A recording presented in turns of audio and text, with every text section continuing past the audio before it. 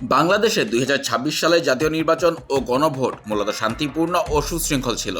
তবে স্বচ্ছতা ও জবাবদিহিতার প্রশ্নে বেশ কিছু উদ্বেগ রয়ে গেছে। আন্তর্জাতিক নির্বাচনী পর্যবেক্ষক সংস্থা the Asian network for free elections বা অ্যানফ্রেল তাদের চূড়ান্ত মূল্যায়ন প্রতিবেদনে এই চিত্র তুলে ধরেছে। সংস্থাটি বলছে, ভোটের দিন পরিবেশ স্থিতিশীল ছিল। নির্বাচন কমিশনের পরিকল্পনা, আইন শৃঙ্খলা বাহিনীর সমন্বয় এবং প্রযুক্তি নির্ভর নজরদারি এতে ভূমিকা রেখেছে। তবে পুরো নির্বাচনী প্রক্রিয়া জুড়ে কিছু দুর্বলতাও চোখে পড়েছে।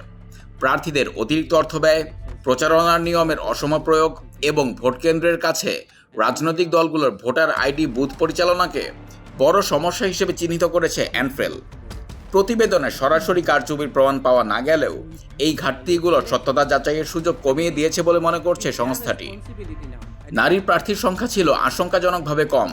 কিছু দল কোনো নারীকেই মনোনয়ন দেয়নি। প্রতিবন্ধী ও প্রান্তিক মানুষরা ভোট কেন্দ্রে যেতে বাধার মুখে পড়েছেন। আওয়ামী লীগের কার্যক্রম নিষিদ্ধ থাকার বিষয়টি নির্বাচনের অন্তর্ভুক্তি নিয়ে প্রশ্ন তুলেছে। পরিশেষে অ্যানফ্রেল বলেছে, ভোটের দিন যে আস্থা তৈরি হয়েছে তা ধরে রাখতে হলে নির্বাচন পরবর্তী শাসনে ন্যায় বিচার ও সুশাসন নিশ্চিত করতে হবে।